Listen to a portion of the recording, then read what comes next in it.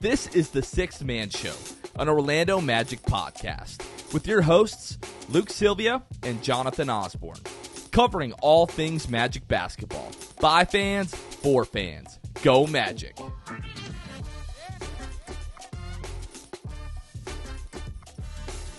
What's going on, Orlando Magic fans? You guys are back with the Sixth Man Show. Today is July 24th, 2023. Jonathan Osborne here, as always, joined by my co-host, Luke Sylvia. What's going on, Luke? Not much. The weekend was a little irregular. My toddler decided that she would get stomach sick for the first time in her life. I don't know how we avoided it this long, to be honest. She's almost 3. But, made for an eventful Saturday. I was out detailing a truck with my brother, and then Lauren calls me, and it's like, I need you to get home. It's violent. So get home, and we were going to go out on a date night yesterday that we were super pumped about at a local, just Mexican restaurant that we love. And, kids tend to cut plans short or cut them all together. And that was, kind of how we spent our Saturday. So I'm happy to be here tonight because it means that my daughter is not up, and she's thankfully, it would seem like a one-off thing. And I'm able to record tonight. I was kind of nervous that she would just continue to be stomach sick and it would cause some problems. So that's what I was going to ask, if it was like upset tummy kind of, vomit, or if it was like stomach flu kind of a vomit. She woke up with a fever from her nap yesterday, and I don't know. Just we thought she was getting better. Her room was really hot. We were like, is it her room? So we went and had to go get like a freaking window AC unit last night because this townhouse, the upstairs doesn't really cool very well.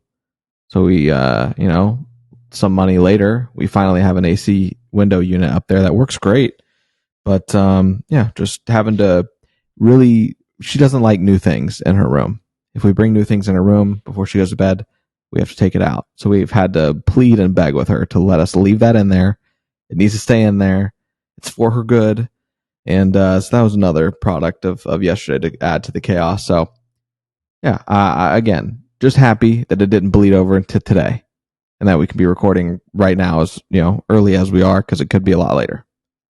The first time our oldest got sick, like vomiting, all that kind of good stuff, it was like 4 o'clock in the morning. She came into our room just drenched in vomit.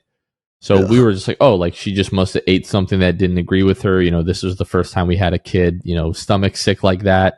Mm-hmm. So got her cleaned up, changed the sheets, got her a new blanket, pillowcase, cleaned her up, got her back in bed, didn't think anything of it. Parents, new parents out there, your kids ever vomit, act like they have the Black Plague. Wash your hands, masks, everything, because 24 hours later, my wife and I both hit with the stomach bug. Vomiting, both ends, absolutely terrible. And we didn't even think about it. Like, oh, wow, this could be a stomach bug that is contagious. Then we could get it. You could give me almost any illness in the world. I do not want a stomach bug. That is the absolute worst thing in the world. So I'm glad that wasn't your experience, but especially my new parents out there, the first time your kid throws up, act like the world is ending. Like, get ready for Armageddon. And welcome to the Sixth Man Show, guys. We where we talk about our kids and, quite frankly, whatever we want for the first part of the show. So if you're new, this is what we talk about. This is not every episode, but we can get there. Well, we do have some Magic news, as a matter of fact. So this week, it was announced that the Magic have signed forward Admiral Schofield to a 2-way contract for next season. I don't know about you, Luke, but I had just kind of assumed that Schofield was going to be gone. Maybe we should have thought something was up when he was with the team at Summer League. I really didn't think too much of it. I was like, oh, these are his friends, and he's trying to find what his next team is going to be, just because I feel like I felt like he was going to find a main roster somewhere. I thought he had kind of outperformed the 2-way contract, if you will. But I'm glad that Schofield is back. I think he's a great locker room guy in terms of when he's on the floor, he doesn't give you a ton, but he doesn't really ever frustrate you either. Like, is good about playing within his role and doesn't play outside of himself. The team loves him. Fans love him. Coaches love him. Everybody loves him. So I'm glad that Schofield is going to be back with us this season. All you can ask from a guy like Admiral Schofield, Kevon Harris, those type of guys play on NBA rosters is don't have higher turnovers than assists and don't shoot sub 40% from the field. That would be great because the 1 to 2 shots you're going to get a game, we don't need you bricking both of them most nights. So, yeah, happy for that Admiral is back. Hopefully he can showcase himself in the G League enough this year. He goes crazy in the G League. Him and Kevon Harris are very good in the G League. They are definitely G League players to that effect. They're like just good enough, like just great enough, I should say, to dominate the G League, and then not quite there in order to crack a true rotation in the NBA. So I hope that this is the year that he finds himself once again on an NBA roster, signed for the rest of the season, much like with Orlando, and get some burn. I don't think he's going to see that in Orlando this year like he did last year. Correct. But again, Schofield back, him, Kevon Harris taking up 2 of the 3 two-way spots on the roster. So there's still one open. What are the Magic waiting for? We don't really know. Pretty soon, as we get closer to training camp, they're going to start handing out those Exhibit 10s, those training camp invites. Maybe a guy impresses enough in training camp to get that third two-way, or maybe they're still negotiating or waiting to see what happens with another player. So the Magic's main roster is full. They have 2 of the 3 two-way spots that are taken. So the next guy that they sign to a two-way, like that'll be the Magic's full roster, heading into the season. So excited about that. In other news, Jonathan Isaac, who posted to his Instagram story this past weekend, as he is starting to do like the promotional cuts for his new apparel brand Unitas that is getting ready to launch next month. He posted to his Instagram story like these boomerangs. If you're not familiar with what a boomerang is, it's a video that you can take for an Instagram story where it kind of goes back and forth, like the video. It boomerangs, if you will. It boomerangs, exactly. Thank you for that, Luke. And he posted 2 boomerangs of him dunking, like separate times. So, Luke, the reason that I bring this up is because I feel, and this is pretty relevant to our conversation that we're going to have on today's episode, it seems like Jonathan Isaac is 100%, and we should expect to see him ready for training camp and preseason and the start of the regular season. Yeah, I think things got real for us in the Jonathan Isaac journey this past season when we were able to see videos of him dunking, whether that be in the background of a video, whether it be in the forefront of the video. We didn't care. If Jonathan Isaac was dunking, we knew, okay, he's on the right path. They have no issue with him coming off the ground, landing again, bracing for impact. It's a big boy to be jumping up and dunking and landing again, and to trust him with that and his just rehab. And it does show that, kind of like, was it Weltman that we talked about last time, that he had said that J.I. is looking good. Doctors are encouraged by his progress, and that he expects him to have a healthy season. And we're still 2 months and some change away from the regular season.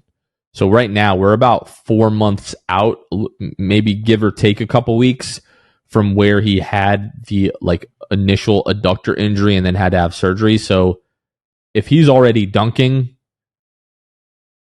the adductor strain or tear, whatever you want to call it, that requires surgery, I think we said it was usually like 6 to 8 weeks before they were back to 100%.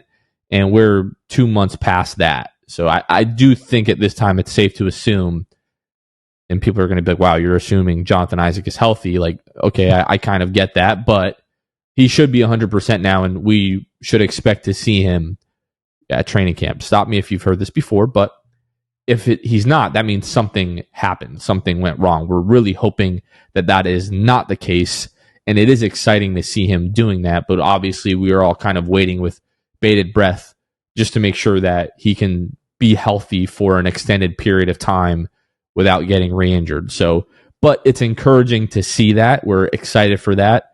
Jonathan Isaac being healthy on this team is going to be a massive deal. In a little bit, we're going to talk about what we think the rotation will be next year and sort of what guys are in, what guys are out of the lineup. And a lot of that is going to be relying upon Jonathan Isaac's status and if he's healthy or not. So, but that was good to see.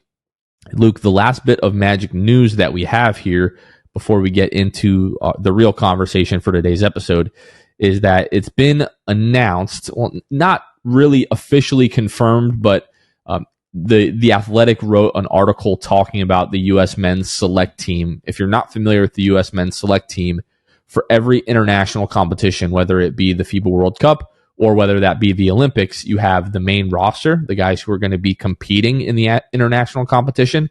And then you always have a select team, which is usually comprised of like the league's premier, like young prospects who are going to practice and scrimmage against the men's team. In the past, in 2014, the Orlando Magic had Victor Oladipo and Tobias Harris represent the Magic on the U.S. Men's Select Team. In 2016, it was Aaron Gordon. The last time the Magic had a player represent them at the U.S. Men's Select Team, I believe, was 2019 with Jonathan Isaac and Paolo Banchero being named to the main roster. But Jamahl Mosley, the Athletic is reporting per league sources that Jamahl Mosley has been named to be the head coach of the Team USA Select Team.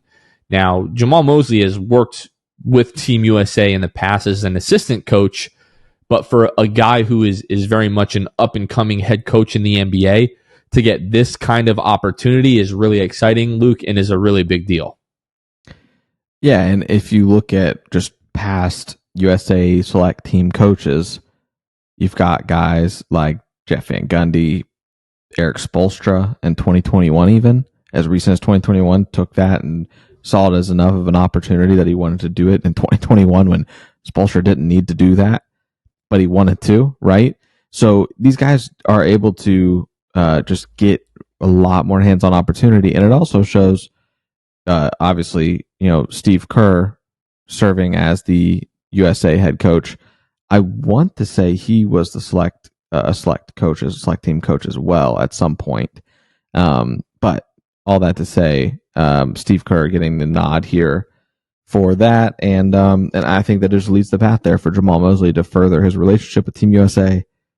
And down the road, when the Magic are winning championships, Jamahl Mosley could get the nod to be the Team USA head coach as well, which would be awesome. The Magic and really the Oklahoma City Thunder are two of the teams in the league that sort of will have the most representation at FIBA World Cup. The Thunder a bit more than the Magic, but when we look at Paolo, Franz, Mo, Goga, Joe Ingles, now Jamahl Mosley, and you look at the U.S. Select Team that have been like the players that have been named so far: Cade Cunningham, Jalen Green, Quentin Grimes, Chet Holmgren, Trey Murphy, Keegan Murray, Peyton Pritchard, Naz Reid, Jalen Williams. So you've got about 4 guards, 3 forwards, 2 centers that have been named to the roster so far.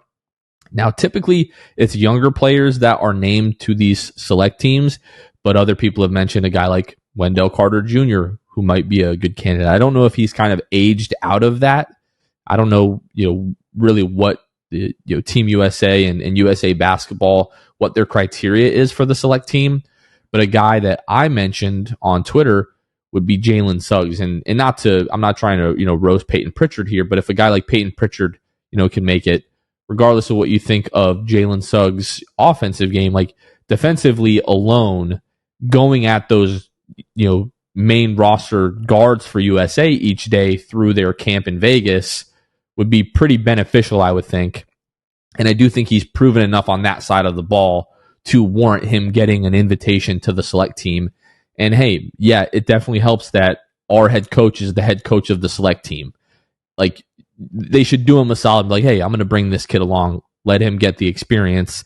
But I don't think that would be like a nepotism thing. I really do believe that Jalen Suggs deserves to be on this select team roster. I think it's very possible if Peyton Pritchard got extended an offer, Jalen Suggs got one, and Jalen Suggs decided he didn't want to do it for one reason or another, whether he just wanted to stay in his own lane, do his own thing for the offseason, first healthy offseason. He wanted to do something that didn't have anything extracurricular a part of it.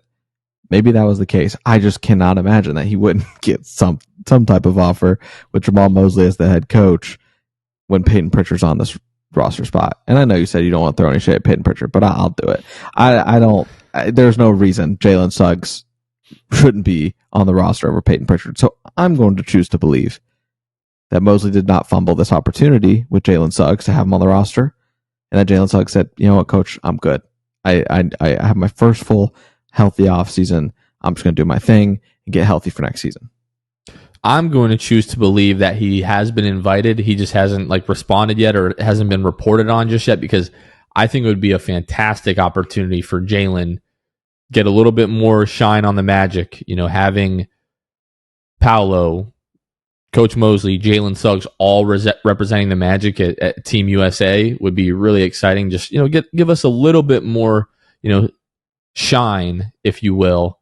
But yeah, I mean, all of these guys, a ton of guys who have played for the select teams and then Team USA, they always talk about what a great experience it is, and being around those guys makes you want to take your game to the next level. So I would love that for Jalen, and I also don't want to underrate the Jamahl Mosley, hey, what's going on, Cade? You like Detroit?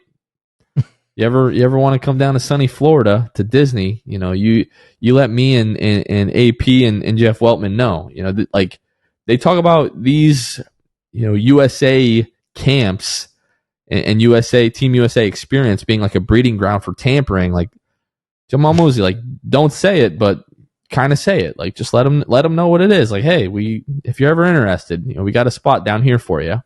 That's right, we do. So we've got 2 weeks.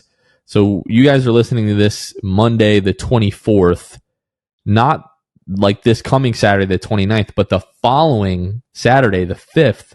That's when all of the Magic relevant FIBA stuff starts. So we've got not even 2 weeks until Magic basketball is sort of kind of back. So I'm really looking forward to having basketball that we care about and can talk about the entire month of August into September. And then, hey, the first, second week of September, FIBA's over. We can talk about Paolo and Franz dueling in the FIBA World Cup final. And then we've got just a couple weeks to kill, and then we're into media day and into training camp. It's so close. We can taste it. Summer League got us through part of the offseason here. And then August, thankfully, college football will distract me until, we've got obviously FIBA coming up here, a little college football action, training camp, preseason, and we're already almost there. Kind of. We're getting there. Let's go ahead and take a quick break here to shout out our wonderful patrons, the folks that make every single one of our episodes happen. If you're not familiar with Patreon, you can find us at patreon.com/the6man show. Basically a platform that you can help support our show, help us do all the things that we do, giveaways, events, just honestly do the show every single week. And you can also get benefits yourself, like access to our Discord channel, monthly Zoom meetings. You can even get discounted tickets on Orlando Magic regular season home games. So if any of that interests you, again, you can find us at patreon.com/the6man show and select one of the tiers that we have to offer. Part of that benefit is our Hall of Fame and Elite tier patrons. We shout them out on every episode. So I'm going to go ahead and do that now by starting with shouting out the Court Cousins, Drew Gooden, Armin, Carson Tulo, Jonathan Borges, Normal, Magic Player History, Gabe Gaines, Wiffle, Michael Martin, Jamel Miller, Michael Salapong, The Distract, Donkey Punch Dave, Paolo and Francis Warmth, Pierre A, Nostalgia and M&M's, Dylan Holden, Mr. Mikey, Eduardo Sanchez, Drummy, Drum, Danimal, Dutto 15, Bobby Skinner, Goody 93, Teddy Sylvia, Eric Lopez, Fuchsia, Juan Giraldo, Bill Fulton, Edmund Lagone, Jose Esquilin, Destined for Greatness, Caleb Pete, Cannibalism, Ty, Mr. TV, ESPN Really Sucks, Gear 95, Shred, Junior Bruce, Half Rican, Shahin 177, Bulby the Don, Himlo, Ban Himro, RM Prof 221, Ray Pastrana, Magic Kid 714, Spank Too Hard, Soft Taco, Jesse, Johnny B, Fuego Nando, Victor Cologne, Fanwolf 72, Irish Magic Mike, Austin Lampete, Random Hustle, Only Franz, Maria, Keith Wallace, Fritz, Currency Kevin, Bruv Sal. A big thank you to all of our patrons. Again, you can find us at patreon.com/the6man show. Luke, for our listeners, you and I here are going to talk about the lineup for next season. Maybe not necessarily exactly the way that the rotation is going to work and how the minutes are going to be allocated, but we're going to go through who we think the starting five will be, who will most likely be the sixth man, first man off the bench for the Magic, what the bench unit will probably look like, and then talk about some of the quote-unquote odd men out, the guys who probably aren't going to be in the rotation, at least to start the season, and just kind of go through all of that. So as we go through this, there is a lot to factor in, and I think those factors will come into play as we're going through the conversation. So let's start with the starting five, Luke, because I'm interested as we go through this to see where you and I sort of may feel differently about some things. So who do you expect the starting five to be opening night of next season? I'm expecting, and I might have said this recently on the show, but I'm pretty much standing pat in what my prediction is. I'm going Markelle at point guard, Jalen Suggs at shooting guard, Franz Wagner, small forward, Paolo, and then Dell at center. And there's a little bit of a different approach I'm having here for the Magic and Jalen Suggs starting as shooting guard, all right? I value Jalen Suggs. I'm going to start by saying that. I hope Jalen Suggs is on this team long term. However, it is not uncommon for teams to showcase talent so that they can trade them. This is where we're going. Okay. And consolidate. I've been thinking, and I just think that there's maybe some merit. I think Jalen Suggs, regardless of motive, should be starting this season. I will also say that. So do not come at me, guys, as Luke doesn't like Jalen Suggs. I love Jalen Suggs. Year one, I didn't, and we know that. But I came around to rehash that, and I'm one of his biggest fans now. But I have done a full character arc with Jalen Suggs. I'm all on board. But I just think, Gary, you know what Gary is. Teams know what Gary is. I don't think you need to showcase him for trade, to be honest. Jalen Suggs, however, if you think that you can consolidate some of these young guys on the roster and package Jalen and whoever else for a more proven player in the league sometime this season, near the end, whatever, before deadline, that is kind of my thinking. Now, all that being said, like I said, regardless of motive, that's my starting five on opening night. So my starting five is the same. We'll get that out of the way. Markelle, Jalen, Franz, Paolo, Wendell Carter Jr. I think most people are in strong agreement that four of those five guys are written in stone. Markelle, Franz, Paolo, Wendell Carter Jr. Nobody is wrestling their starting jobs away from them, at least not to start the season. The two spot, or the two guard, shooting guard, whatever you want to call it, is really where most of the debate is going to, or really all of the debate should be taking place in regards to the starting lineup. For me, with Jalen, I do feel that last season he showed that he can really make an impact on winning, especially in winning time. When he had the opportunity, came in, look no further than the Golden State game. Hit big threes late in that game, played fantastic defense on Steph Curry. Has defended Steph about as well as you possibly can.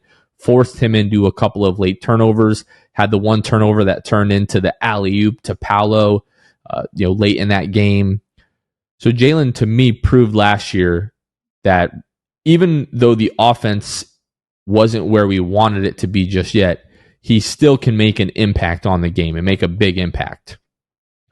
Now, we did see Jalen go from, 21% to 32% from three from his rookie year to, last year. He's been fully healthy this offseason. We know he's been working on the jump shot. He's been working on his body. I don't know if you saw him in the Minneapolis. I forget what the name of that pro-am is, but he was playing in a pro-am this past week and looks jacked. He's put on a not non-significant amount of muscle. I don't want to say he's put on a ton of muscle, but it's very noticeable. So if his offense can continue on that trajectory and he can shoot 34-35% from the three-point line this season, I feel like that'll do enough for his offense to warrant him being in the starting lineup when you consider his defense. The last thing that I'll say about Jalen is I think year 3 should really be the point where you can tell if a guy is going to be good enough to be a starter on a good team. And this is the year for Jalen. Like if Jalen can't force his way and like solidify his spot in the starting lineup, to me, that's going to say more about Jalen than anything else, I think. So the way that he ended last year, just the impact that he makes, I am expecting another jump offensively from Jalen. And if not, I'm going to be a little bit worried if it's, somebody else, like if it's, Gary Harris, for example, who started, at the 2 most of last year. Before we move on to the 6 man, do you have anything to add to the starting 5? No, we can get into 6 man bench stuff for sure. So 6 man, I don't think it should surprise anybody. I have Cole Anthony, was the spark plug off the bench last year, really embraced that role and flourished in that role, having the best stretch of his young career so far. And if he can continue to build on that, we've always talked about like Cole is sort of like the quintessential 6 man. Like he's exactly what you want from that spot, the first guy in off the bench. I have Cole Anthony. What about you? Yeah, I that's who you got to have. I'm putting Cole Anthony there, and until I really have a reason to think otherwise. Okay, this is going to be the point where I think we're going to veer in sort of different directions here. I could be 100% wrong, but like as I was thinking about this and preparing for this podcast, I do feel like my logic is pretty sound. But before that, I want to hear what your bench unit is. And are we running a 9 man? Are we running a 10 man rotation? Like, what does that look like for you? A lot of last season, that's where I kind of go to look as far as getting a handle on Jamahl Mosley and what he tended to do. A lot of what he did is really a solid 8 man rotation where guys who were getting like over 15 minutes and then a couple guys getting like 6 minutes and 10 minutes, like just being scattered here and there when he needed it. So it is tough because then you kind of look down the depth chart. If you've got the starters that you've got, which you and I have the same, you have additionally, and I'm for those on YouTube, I'll count on my fingers. All right, you have Cole Anthony, Anthony Black, Gary Harris, Joe Ingles, Jett Howard, Jonathan Isaac, Goga, and Mo. So 11, 12, 13 guys. You've got 13 guys that can crack this rotation. I love having a lot of guys that can play. I think the Magic are a deep team. I don't think they're a great team, but I think they are deep. They're respectable. Really, as we just kind of hashed out here, 1 to 13. They're respectable. It's a little bit disrespectful to Caleb Houston, but hey, I'll allow it. Yes, it's also disrespectful to Chumo KK, but here we are. I didn't say his name, but so I listen. You got 13 guys that are going to be willing to get minutes here. How many guys are you going? I found a game, Jonathan, where the Magic played seemingly completely healthy. Okay, and someone can correct me if I'm wrong. Against the Philadelphia 76ers, the Magic win this game in Philly, 119 to 109. And you had Paolo, Franz, Wendell, Markelle, Gary Harris. So that's your normal starting 5 from last year, right? And then you had Jalen Suggs getting 20 minutes, Cole Anthony getting 16, Mo Wagner got 22 that game because he went berserk and scored 22 points for those, remember. A lot of fun. A very good Mo Wagner game, 10 for 10 from the free throw line. Anyway, I digress. So you had Cole, Jalen, Mo, and then Jonathan Isaac played his 10 minutes. Then you had Bamba and Bull, who played 6 and 10, no longer there, obviously. So even in that game, right, you played, 11 guys in that game? I think you've got to play a 10-man rotation in the regular season, and then maybe once you're getting toward the postseason, you shrink this down to a 9-man rotation. Because come playoff basketball, that is what great teams do. They play small, short, lineups there as far as the amount. This is so hard, man. This really is. Because you got to take out 3 guys, right? But you have to think logically. I think you go one of Mo or Goga when it comes to that 5 spot and being a backup 5, full-time backup 5, right? Can we pause right here? And this is like a big point for me, right? Mm-hmm. Sometimes in the NBA, the guy that plays simply comes down to the guy that's making more money. Goga's making $2 million this year, if I'm not mistaken. Yeah, $2.06 million this year. Mo just signed a 2-year deal, $16 million, $8 million. He's making 4 times the amount of Goga. Yep. Those guys are so close for me, like in terms of like what they give you. I have Mo as our backup 5 almost exclusively for the fact that he makes 4 times more than Goga does because of the contract that we just gave him. And I don't hate it. That's for sure. Because Mo also brings the energy. Goga can do it, but Mo is known to be that guy when it comes to energy. And he's just as productive, if not more productive, than Goga Bitadze. If Cole Anthony is like the number 1 seed of heartbeat of this team, Mo Wagner is number 2 in my opinion. I agree. So we're going, for me, in my 7th spot, just for the sake of that, right? Because you make a great point. Mo Wagner being the backup 5, Goga getting minimal minutes. Like, he's in those situations where he's maybe getting thrown into the game for 8 to 10 minutes, if that, in a game. Okay. So you got Mo that I think you can solidify there in that role. He's going to get minutes next year. Jonathan Isaac, he's going to get minutes next year. Paolo Banchero at the 4, and we saw him play kind of the 3 in some situations, but he played 33, almost 34 minutes a game last year. That's not a small number. That's ridiculous. And that's what we want out of our Rookie of the Year and future MVP and future Finals MVP. That's what you want. Almost 34 minutes a game. I just don't know what kind of restriction Jonathan Isaac is going to be on. If he is healthy this long going into training camp, preseason, what's the cap look like? Are you still giving him training wheels through this season?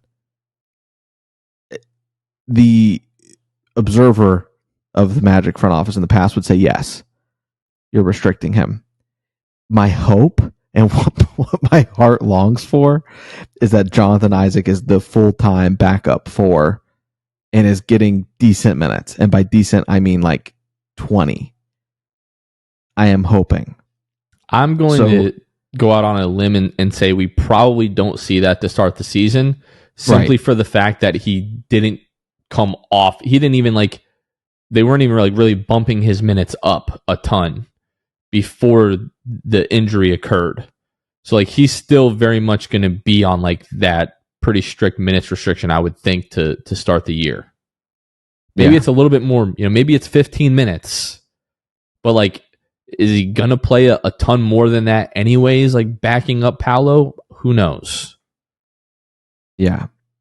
So honestly, at that point, man, I'll quickly get through the rest of it here because I know that I have just talked my way around this whole thing because I'm not entirely certain. We're going Mo, J.I., Joe Ingles, Gary Harris, Anthony Black. That's 10. So is Cole not playing?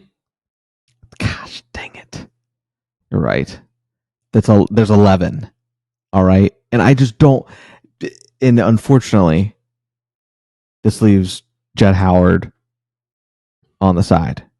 And I disregarded Cole because we had already talked about him. So yes, you're right. That's 11.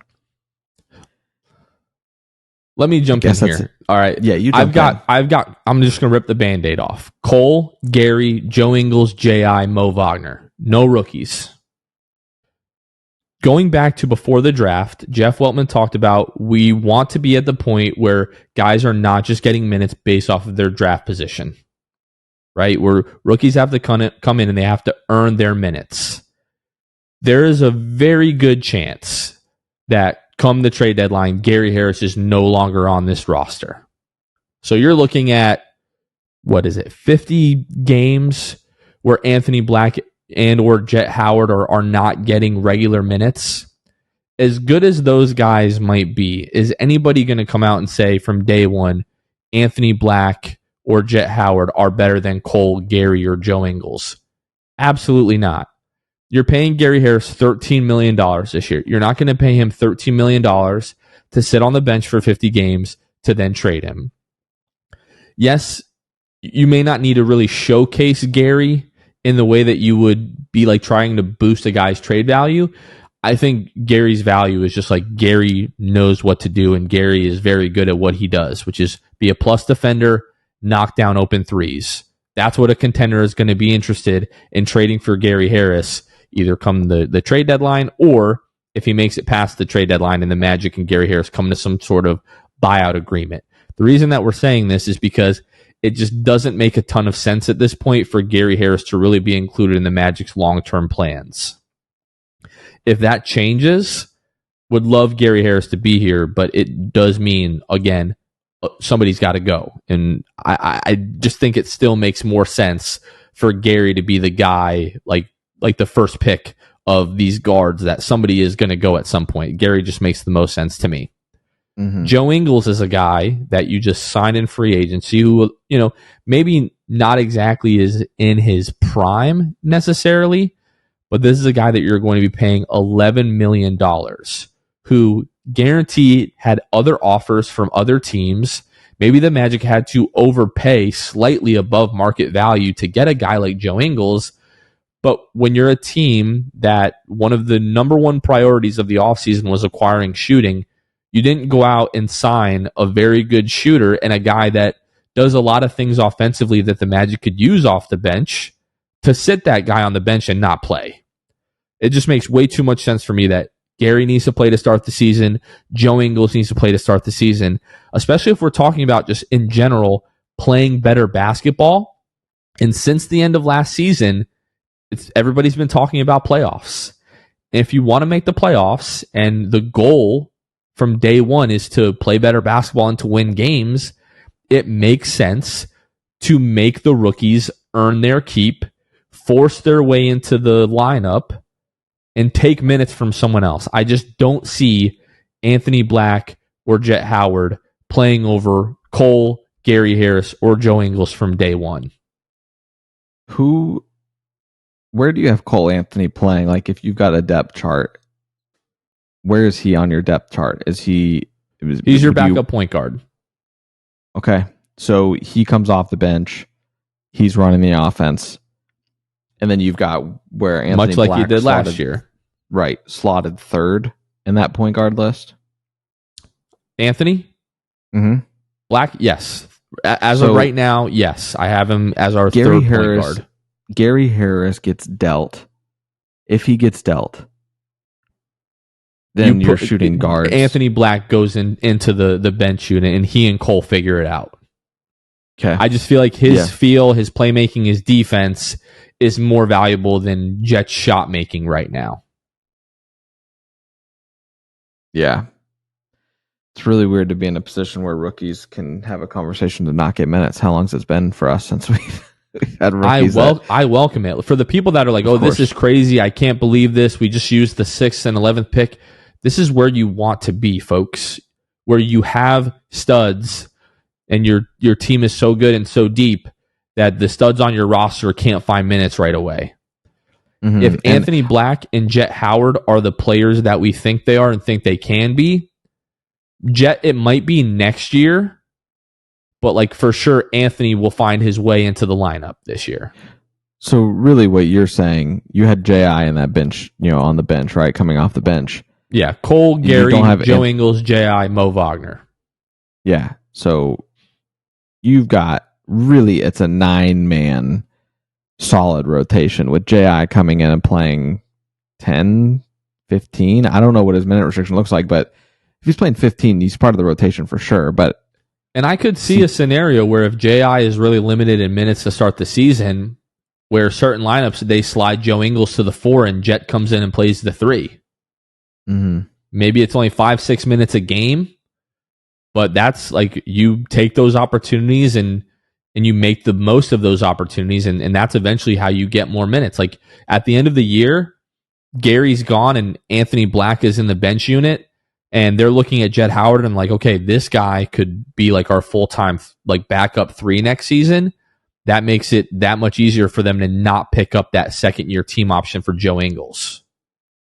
That's my hope for this season. I would love Jett and Anthony Black to outplay Gary Harris and Joe Ingles and just force their way into the lineup from day one. That would be best case scenario. I just don't think it's that realistic given all the context. Yeah. I think that really the picture looks like if you want the rookies to get minutes is, like you said, Gary is gone by deadline. Joe Ingles doesn't get the second-year option picked up. And you wash your hands of those guys and you move on and you're playing you're playing Anthony Black and Jett where they were, obviously. But then you got to figure out Cole, like you said, at that point, Gary gets traded, you let Anthony Black and Cole figure it out. You figure out what you're going to do. Does Anthony Black come in and run the 1? They come in around the same time, or you stagger and you let Anthony Black play the 1, Cole play the 2? I think that could work. I think that that's what you have to do. Unless you're just not really going to, like, you're only going to, like, that unless AB and Jett become the, break the glass and use in emergency situations only this whole year. Is that a real I would be surprised by that just because, like, again, I do expect Gary to be moved at some point, and then to me it just makes the most sense that AB would kind of be the next guy plugged into the bench unit. I'm also not like, I don't think it's likely. I think it's like really unlikely. Like I would probably say like anywhere from like 10 to 20% chance that this happens, that they just decide like, Gary, like we're going to pay you. You're going to be a great like veteran presence on the bench and in the locker room, but we're playing Anthony Black from day one and you're going to be benched. I don't think it's super likely, but I'm also not like going to completely rule that out because I do think Anthony Black is that good. That like the Magic could talk themselves into doing that. Just like, my experience watching the NBA for 20 years, that's just not how it usually works out. Right. When you're paying a guy this much money that, best case scenario, you're able to trade him for a legitimate asset at the deadline in Gary Harris. Oh, yeah. These are good problems to have. I'm stressed out thinking about it. I'm glad that I'm not the guy. I'm glad that you're not the guy making these decisions. But these are good problems to have. Like, where it was really like a 9-man rotation last year and, a 10th or 11th guy were getting some spot minutes. It's because we didn't have the depth, like because the roster wasn't that good where you could really justify having a solid 10-man rotation. Yeah. And here, like, it's not really great to play like 11, 12 guys deep just because your bench guys, especially, it's hard for them to get into a rhythm playing limited minutes like that. But if there was ever a time where you could try to make that argument, it's like, well, what are we going to do with Anthony Black and Jett Howard? Just shove them on the bench and they're not going to see the light of day for a few months? Like, this is where you want to be at this stage in a rebuild. You find a couple of young studs, you're putting complementary pieces around them, you're filling out the starting lineup. You got a solid bench lineup as well, where you're not like, oh, well, the starters are playing really well, but here comes the bench unit and they're going to screw everything up again. Like, how long has that been an issue for us? That should not be an issue moving forward. These are good problems to have. Is this the season where we finally have the starters and the bench on the same page in terms of productivity? How many times did we deal with it last year where it was like the starters were on one night, but the bench was doo-doo. And then the next night or the next game, you got the starters that are awful. And you're like, man, we need to change the scenery. And the bench comes in and they're awesome. And Mo Wagner's leading the unit. Like he's freaking Mo Wagner, Cole Anthony turning games around. Yeah. How many times did we see that last year? I hope that the word for this year is consistency, both in health and production. We need it bad. I think there will still be a discrepancy between the two groups just because that's the way that the NBA works. Of course. But it shouldn't be one lineup or the other is absolutely killing you, and then the other unit has to do, have some kind of superhuman performance to bring the team back into the game. Well, yes, of course. And really, it's not that the bench is expected to be as good as the starters, but I'm not out here watching you get waxed up and down by the Bucs starting lineup. And then finally the bench comes in and they're just playing their butts off against the bench unit for the Bucs. Like, I just need them to equally be both good at what they're expected to do. You compete with the other team's starting lineup every night. You compete with the bench's starting lineup or the bench's lineup every night on the other side of the floor. And we're just rolling consistently all season. That's really all I want is consistency this year. I consistently want this team to show out and show up, and I don't have to worry about which unit is going to look good and which unit is going to look bad. There's going to be nights where that happens, but I would love a majority of the time not to happen. Yeah, we don't want to see any more, double-digit negative, plus minuses from anybody, whether it be like at halftime, nonetheless. We don't want to see that from the bench unit or the starters. Starters, +3, +4, bench, -2, -3. Like, I can live with that. Keep the game close, win games late. I'm good with that. But I don't want any of this, like, oh, great, the bench has us down 13. Now the starters are going to come back in. They're going to make it close, and then they're going to run out of gas with 3 minutes left, and we're going to lose this game by 7. Like, that. Those days should be gone. And the great thing is, like, we're having this conversation, and we could be completely, totally wrong. I would be surprised, like, if I had to bet on Anthony Black or Jet Howard and who's going to play more minutes to start the season, I'm, like, betting the house on Anthony Black. I will not be surprised in the least bit if Jet Howard is just, like, buried on the bench to start the season. Like, the first few months, I wouldn't be surprised by that at all. Anthony, with just like how good he looked in moments in summer league and how badly we were saying, like, we just want to see this guy around other NBA guys because his feel, the vision, the defense, the rebounding, all very real. I could see him forcing his way into the lineup early on, especially if, like, hey, it's just, Gary left, in the second quarter with a, hamstring issue or whatever. We're going to plug Anthony Black in. And then in like 15 minutes, he's got like 12 points, 6 rebounds, and 4 assists. And then we're just like, oh, hey, this guy is pretty good, and the bench unit looks awesome with him. Let's see if this thing can work. So this is a fun conversation to have. We could be totally wrong, but I do think we're going to be pretty close here when we see things shake out to start the season, Luke. Yeah. Yep.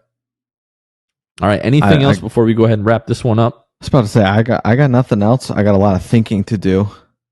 My thinking and my thoughts that aren't really productive, except for content on this show, because we have, like you said, they could roll out something that we're like, man, this is the wackest thing we've seen since Dell and Mo in the lineup together. I was about to say, like, who knows? Like, Mo Bamba and Wendell could be playing in preseason. We're like, oh, don't worry, guys. You're not going to see this in the regular season.